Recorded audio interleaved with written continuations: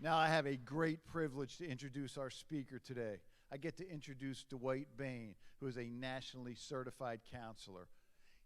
He owns and operates the Life Work Group Coaching and Counseling out of Orlando, where they focus on solving crisis events with creative solutions. He helps people rewrite their stories through the power of creative change. Dwight is a very trusted media resource who's been interviewed on over 500 radio and television stations, as well as quoted on over 100 newspapers and websites, including such newspapers as the New York Times, the Washington Post, Los Angeles Times, Chicago Tribune, the Atlanta Journal, our own Orlando Sentinel, the Miami Herald, Newsday, Fox Business, MSNBC. He is an accomplished author, and I encourage all of you to get this book, Destination Success by Dwight. It will help change your life in a positive direction.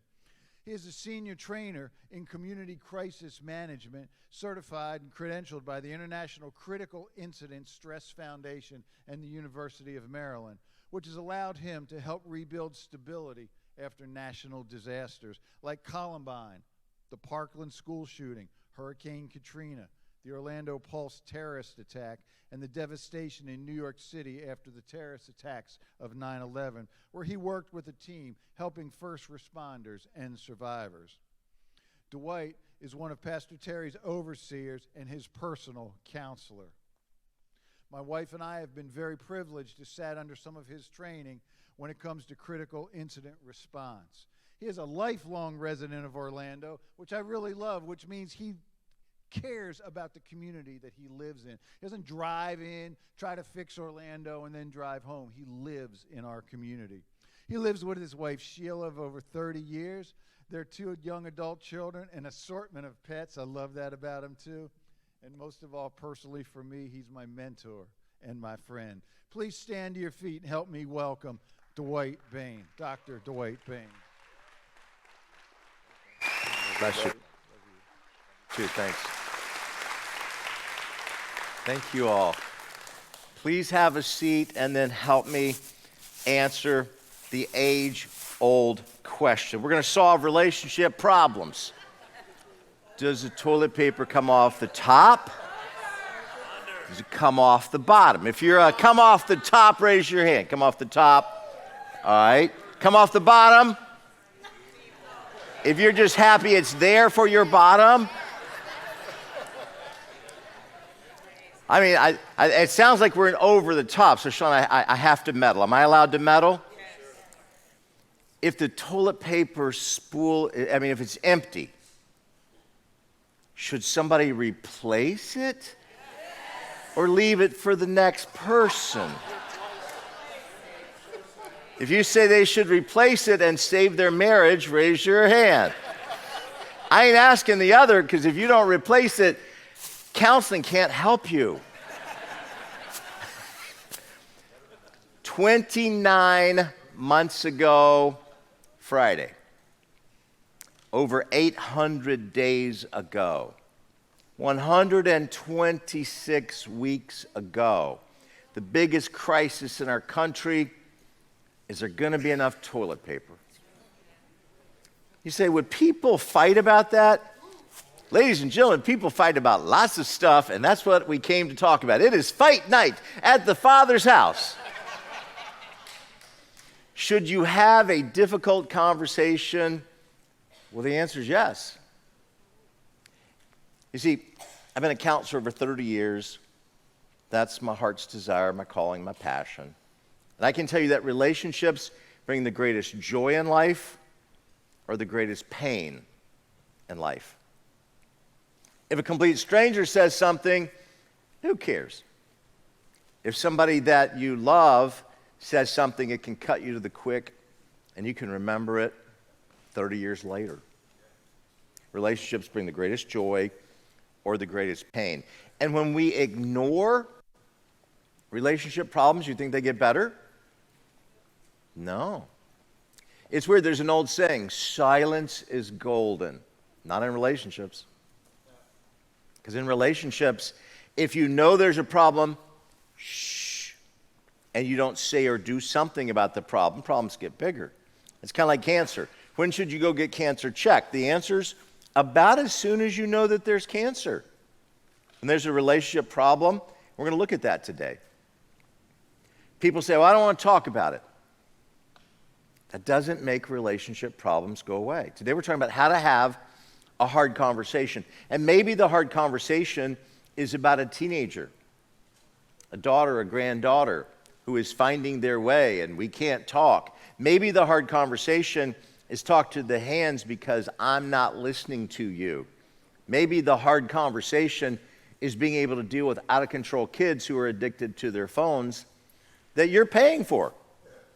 That's kind of a weird one. I'm not going to listen to you. I'm not going to turn off my phone. You see, there's a concept I learned in parenting. It's a fantastic concept. It's called the golden rule. You guys ever heard of the golden rule here at the Father's house? It's really simple. Sean, it works like this. I have the gold, I make the rules.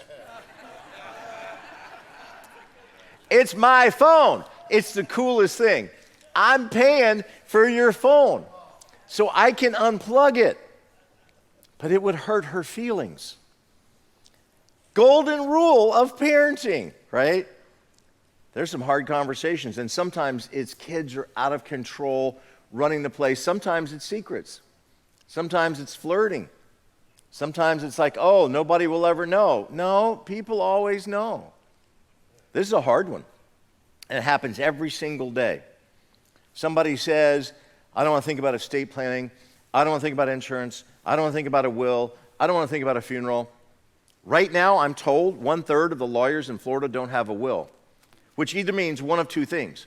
It either means, one, they're afraid to die, or two, they're among the undead, like The Walking Dead. I'm not sure which. No, it's they don't want to think about dying. Just to kill the mood, pun intended, turn to somebody next to you and say, you're going to die. You're going to die. It's going to happen.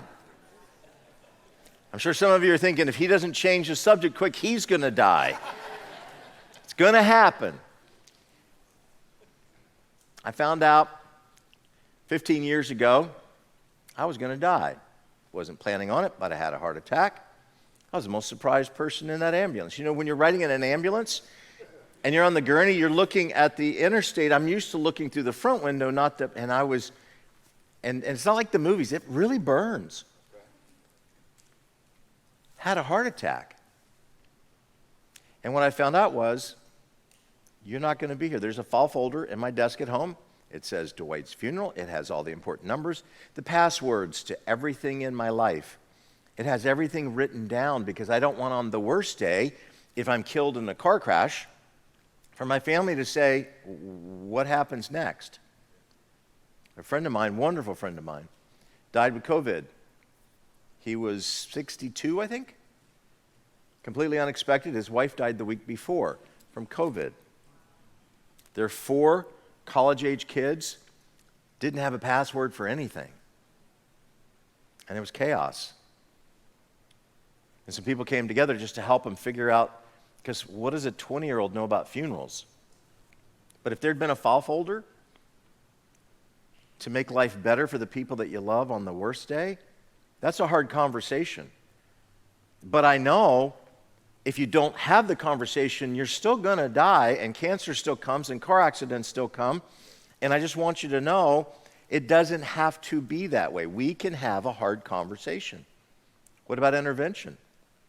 Being able to come alongside and confront. I had that happen to me 6 months before that heart attack. Kevin McCarthy, the on-purpose coach, said, Dwight, it's urgent. We have to talk. What do you want for lunch? I said, I don't understand. He said, I'm going to bring you lunch, but we have to talk. It's urgent. Okay, fine. Bring me a tuna fish salad, sandwich. Great. He comes to my office, and he said, you're run ragged. You're 50 pounds overweight. You're taking care of everybody except you, and I'm worried about your health. I said, Kevin, you interrupted my schedule for this? I am fine. I was insulted. 6 months later, had a heart attack. About 6 days later, when you're coherent, because half the people, half the middle-aged guys have heart attacks, die. I got to live. Every day is a bonus. I don't worry too much about traffic because every day is a bonus. I got to go to my kids' graduations. I got to dance at my daughter's wedding. I got to do bust a move kind of stuff.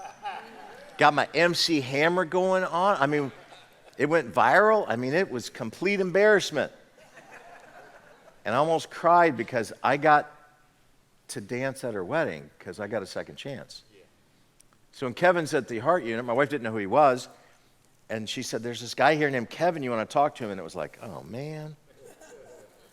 Yeah, send him in. I'm still hooked up to all this stuff. I said, hey, Kevin, what's up? He said, I came to check on you. I said, go ahead and say it. What did I think he was going to say? Told you so. And I said, go ahead and say it. I know you came to say, I told you so. He said, why would I say that? I told you so 6 months ago. I came to say, thank God you're alive. And I'm glad you're okay. There's still work to do. See, here's the weird thing. People like to say, I told you so after it blew up. Wouldn't it be great before everything blows up to have the hard conversation? To be able to intervene, to be able to say, you know what? I think it's time to take the car keys. I don't think you're safe to drive. That's a hard conversation. Or you know what? You lose your cool, you lose your temper, you expect all of us just to be okie dokie, and you blow up like a hand grenade going off, and then you feel fine, and the rest of us are like we've been exploded on, and we're supposed to just forget it happened? Hard conversations, maybe about alcohol. Alcohol never makes a high conflict situation better. Never happened.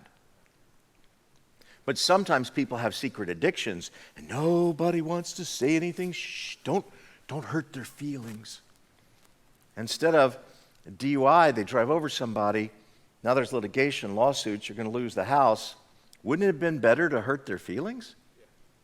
Wouldn't it have been better to have a hard conversation than somebody be in a hospital with an overdose? The hard conversation sometimes is about spending. Average American family, Dave Ramsey says, has less than $1,000 in savings. A tiny little hiccup, a flat tire, a car battery, and they're in financial catastrophe. Wouldn't it be better to talk about spending than it would be to have catastrophe? Or what about texting? Do you have people in your life that all have the password? Or is your phone like your secret little stash? Wouldn't it be better to have the hard conversation? You'd be amazed how many guys lose a job, but their wife has never worked, and they're embarrassed that they lost their job, so they don't say anything because they don't want their wife to worry. So they wait 3 months until registered mail starts coming in, and then you think the wife is more worried or less worried. Wouldn't it have been easier to have the hard conversation before? Or what about parents that are divorcing? What do you say to the kid? Because for a long time, I worked with the Florida bar, working with very complicated divorces in Florida, and it's amazing to be able to ask the kid, you want your mom to get along with your dad? You know what kids would always say? Yeah. You want your dad to get along with your mom? You know what kids always said? Yeah. Isn't that amazing? Wouldn't it be great to have the hard conversation before it all blew up? What is your behavior and your choices going to do to these children? Let's kind of think about their needs. Or maybe having a hard conversation about a family member that's not taking care of their health. Well, I didn't want to say anything. And what I'm encouraging you and I to do is we need to say something. We need to bring things up. You can be addicted to video games. You can be addicted to porn. You can be addicted to online gambling. But to not say anything, well, he's in his room. I'm just going to, shh. We can have a hard conversation about money, about health, about I got this diagnosis. We can have hard conversations, but to sit in silence and ignore each other, it's like a tumor. It just gets bigger. And when I think about this, because for some they go to desperation and they go to suicide because they don't want to talk to somebody. There's a new hotline, 988, from any phone, and you can talk to a suicide counselor 24 hours, day or night, absolutely free. Wouldn't it be better to talk than to try to hide in a bottle or try to hide in a prescription? What about debt? Gas prices, economy, inflation, long-term interest, stock market. Wouldn't it be better to talk about it than to hold it all inside and try to figure it out by yourself? Because what happens is that we start to reach a place of desperation. So, most common things to talk about. There's a study guide that maybe you received when you came in. Looks like this. If you need one, raise your hand. Somebody will bring you a study guide. If you're watching online, please send back and say you want the study guide, and we'll send it to you later this afternoon or in the morning. I put a lot of thought into, I wanted you to have the tools so you could kind of measure. So if you need one, just raise your hand. They'll bring you one. Great, thanks. I wanted you to be able to have the tools to kind of see where your relationships are at. So most common, difficult topics to talk about, money and spending. Isn't that weird? People spend money, but they don't want to talk about spending money. So I'm not going to talk about spending. We'll hold it all inside. You take a look at it, family events. Family events like holidays, weddings, funerals, graduations. Well, are we going to invite her? No, I don't want to invite her. Well, but I went to school with her. So I don't like her. Yeah, but she's my friend. Hard conversations. When there's a wedding, because I was the dad at a wedding and I was happy to be there, but there was this weird thing that happens. It's a really dumb American tradition. Guess who's supposed to pay for the wedding?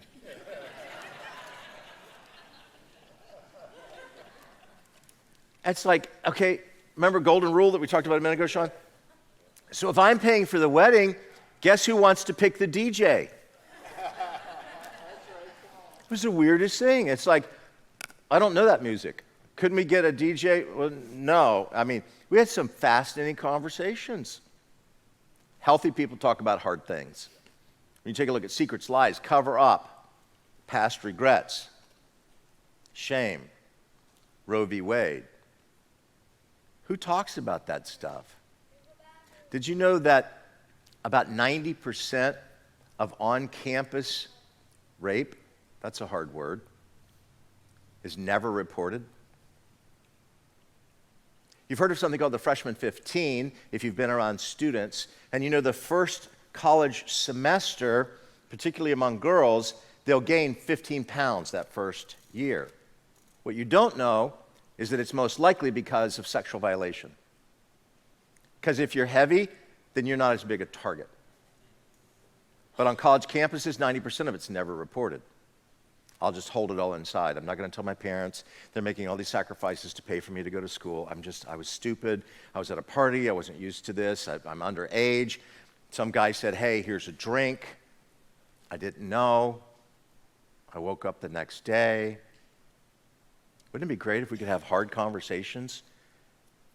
There's a CNN documentary called The Hunting Ground. If you have daughters that went away to college like me, made me really angry. You can watch it online. Because what it shows is on every major college campus, what I just described to you happens.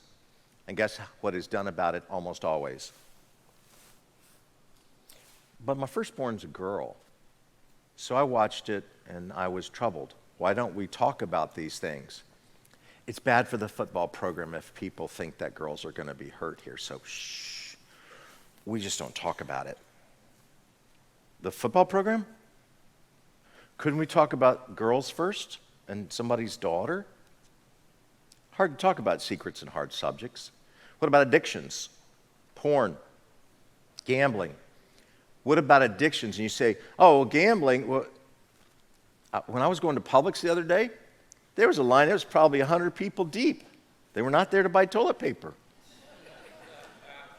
They were there to have a 1 in 303 million chance of becoming a billionaire. Did I mention 303 million? A one person in America chance, your chances of being bitten by a shark were 1,000 times better than winning. Gambling is a problem. And I've talked to people that spend hundreds of dollars a week, sometimes thousands of dollars a week on their credit card because they're going to get rich. Couldn't we just talk about it? Couldn't we talk about sexual behavior, sexual secrets? Could we have conversations, hard conversations about emotions, people's anger, moodiness?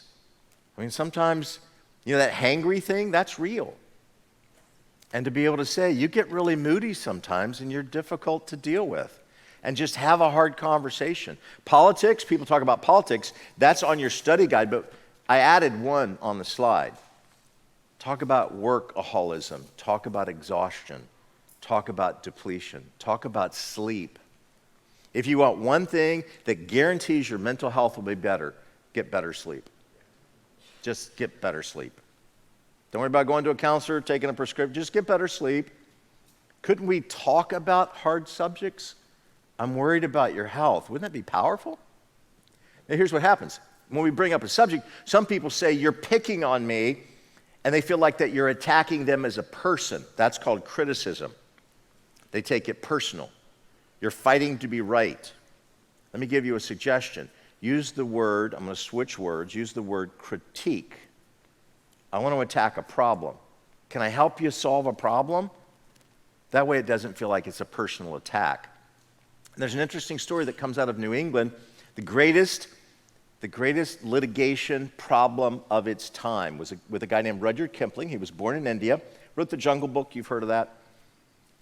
What you didn't know, and look at his quote, words are, of course, the most powerful drug used by mankind. Because family conflict, it's normal for families to have conflict. Families sitting down solving conflict, that's not that normal, but it's healthy. And part of the problem, the challenge was this house. Rudyard Kipling ran into huge financial problems. That house was a gift from his wife's family in New Hampshire, so they moved there because he was struggling, broke. A lot of writers are in that situation. And they said, well, your family, come live with us. We'll give you a house. His children are born in that house. He writes the Jungle Book, Gunga Din, Captain's Courageous. He becomes very wealthy, popular. Guess what his brother-in-law thought should happen now that he has money? Pay for the house. Guess who said, you gave me the house. I'm not going to pay for the house. It got so bad, his brother-in-law beat him up. I mean, beat up. So he files legal charges, and his lawyers, Rudyard Kipling, his lawyers said, the court's going to side with him because some people here, remember, it's the late 1800s, some people here think that maybe you should have some financial skin in the game. So in the middle of the night, he packs up his wife, the children, they never see the grandparents again, they never see that side of the family again, and he moves everybody back to England. Every graduation you've been to, you've probably heard a poem called If. If you can keep your head when those about you are losing theirs and blaming it on you. It's the most quoted thing that he's remembered for. He writes it in England, now as an old man, thinking about if people could have kept their heads and managed their words, what would have happened? Healing instead of brokenness. Right. So here's a principle. Arguing usually does not prove who is right. Arguing usually proves who is good at arguing. You can write it down in your study guide. She just loves to argue. Right, she's good at arguing. You're not good at arguing. Arguing does not solve the problem. Say it with me. Arguing does not solve the problem. One more time. Arguing does not solve the problem. Well, I'm going to be louder than them. Doesn't solve the problem. And many times I've found that Christians fear confrontation. So before the difficult conversation, ask this question. Is this conversation necessary? Is this difficult conversation going to make the relationship better? If I bring up this topic, is it going to help our relationship? And if so, something powerful happens. Then you can find courage to pray what I pray almost every day, Ephesians 4:15. Speak the truth in a loving way so they can hear and grow. Why do we tell the truth? Why do we bring up difficult subjects? I want the relationship to grow. I don't want you to keep struggling with tobacco. I don't want you to keep struggling with weed. I don't want you to keep struggling with spending. I don't want you to end up at retirement and have nothing because you bought a bunch of stuff at a store 20 years ago on a card. Oh, can we give you a free credit card and you get a t-shirt? The credit card company's going to make money on you. The t-shirt wasn't as good a gift. What would have been better? Not having debt. Being able to bring up some difficult conversations. Here we go. In your study guide, I think it's on page 2, right? So, the difficult things. Why don't people bring up difficult subjects? Number one reason, well, I'm afraid if I bring it up, I'll lose the relationship. Oh my gosh. If I say something, she'll never call us again. Listen, there's an old saying I learned. If you loan a family member $100 and you never see that family member again, good trade, right? I mean, for some people, it's like, let me get this straight. So I loan your uncle $100 and he's never going to come? Okay, all right, here we go. Fear of losing the relationship. I'm just afraid if I say something, we'll never see the grandkids. Fear of making the other person angry. Shh, you don't want to make her angry. I mean, it's like, a monster. Why don't people bring it up? Number 3, fear of getting their feelings hurt. I just don't want to hurt feelings, I'm just going to kind of, wait for somebody else to say something. I'll just, you should go say something. I'll be over here, hiding. Fear. Fear not, for I am with you. Be not dismayed, for I am your God.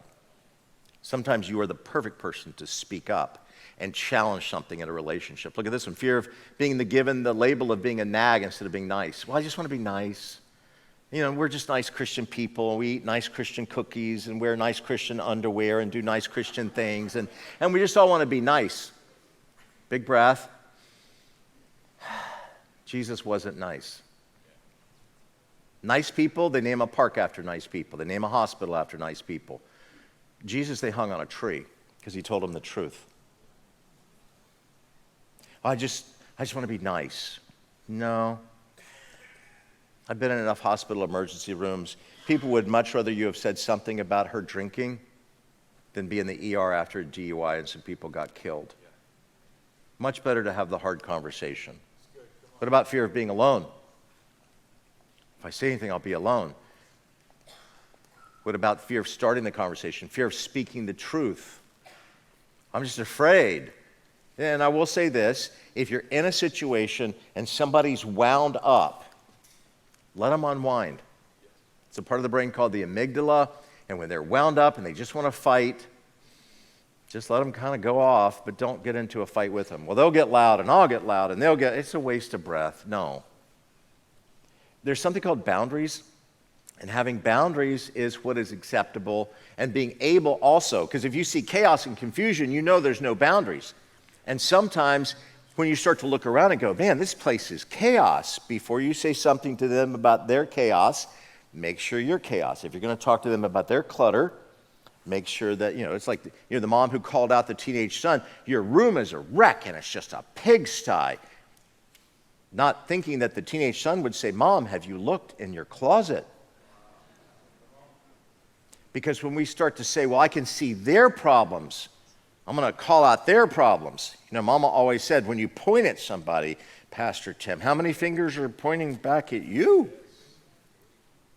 So when I'm able to say, okay, hi, my name's Dwight, I'm a sinner. Jesus Christ changed my life.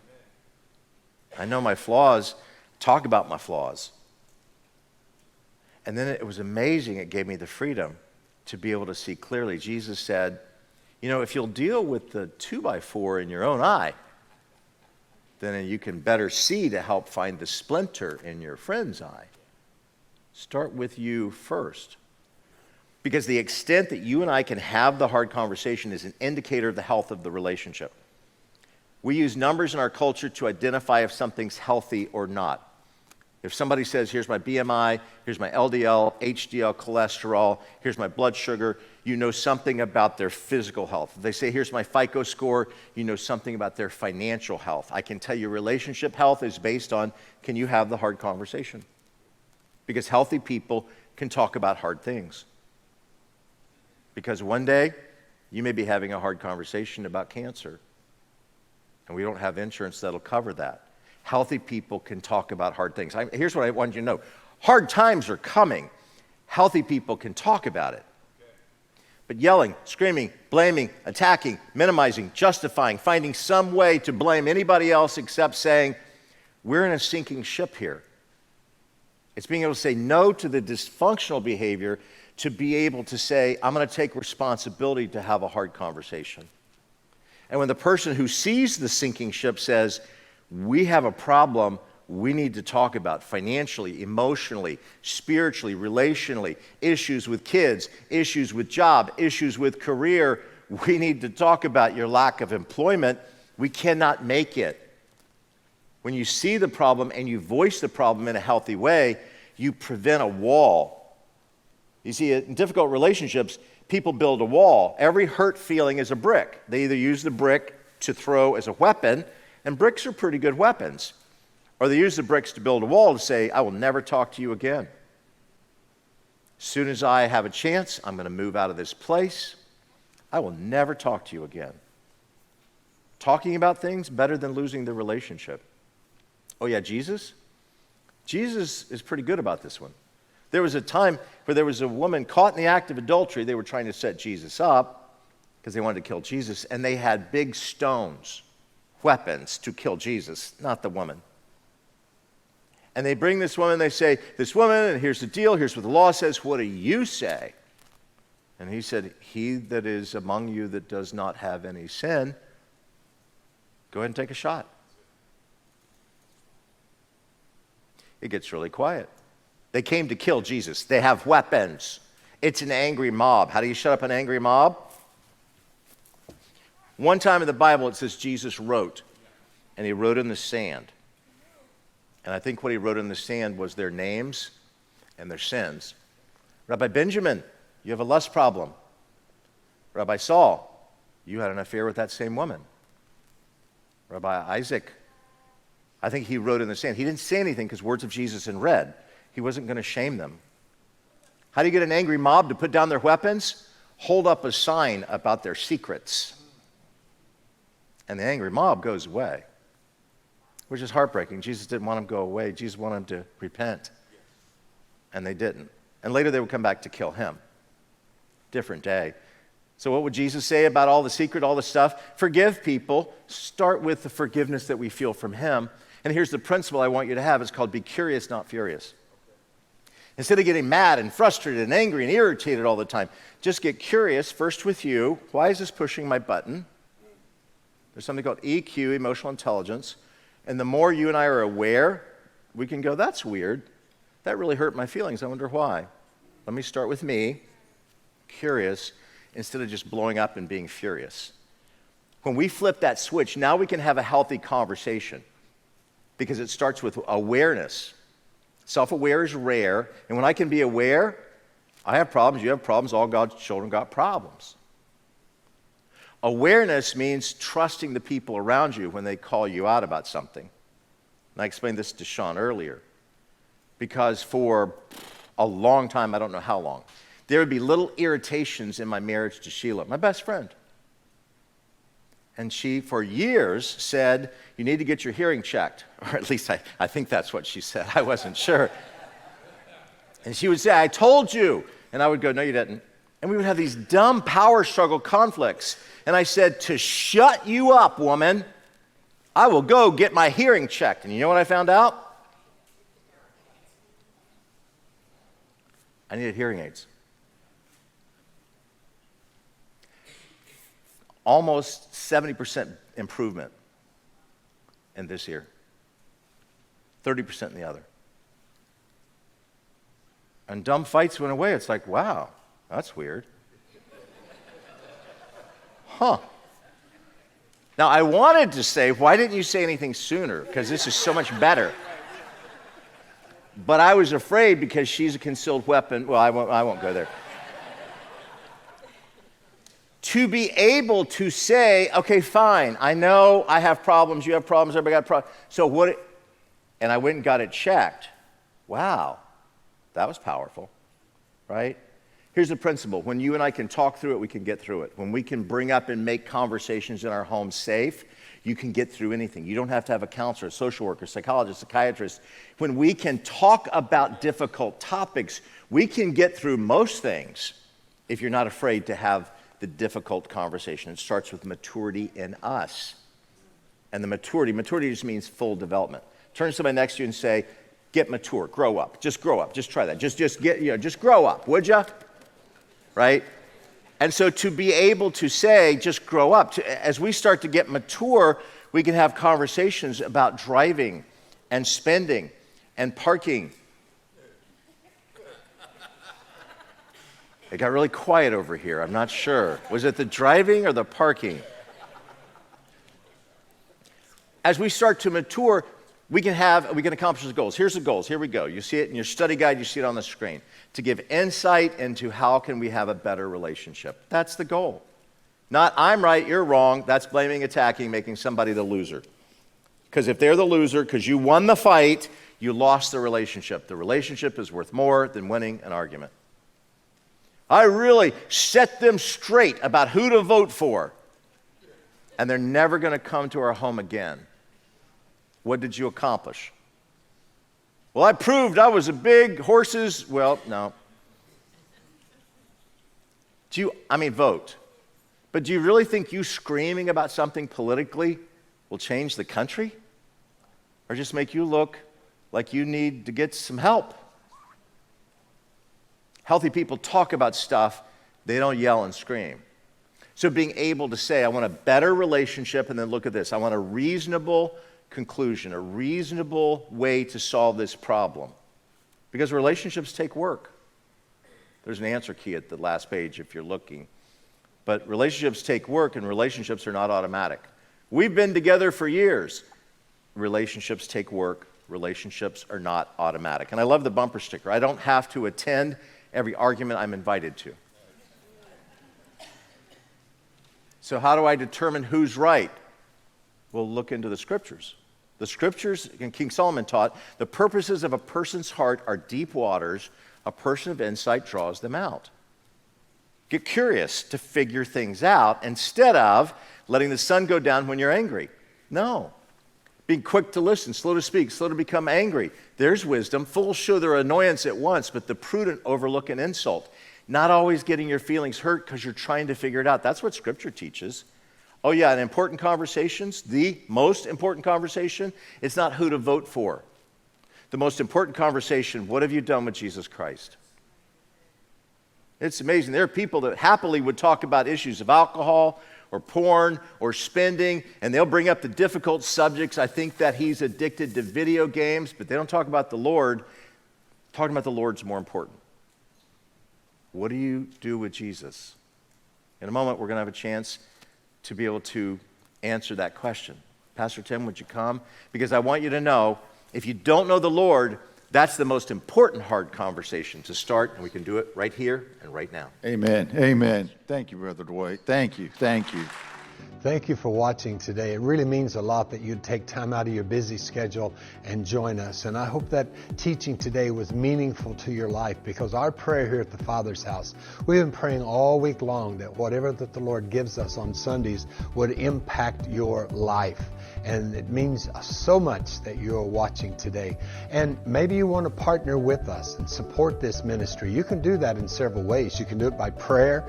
That's one of the biggest needs. But also, if you'd like to support and become a team member with us here at the Father's house by your financial contribution, that helps us to continue to do what we're doing. That helps us to continue with our missionaries in Africa, South America, around the world, and our community projects of how that we're adopting, how that we're working in the high school to provide the needs for young people. So I really encourage you to support this, not just to receive from this ministry, but also support. And I just again want to say how much I appreciate you watching, and I invite you to watch again next week at this same time. So be blessed. We'll be praying for you.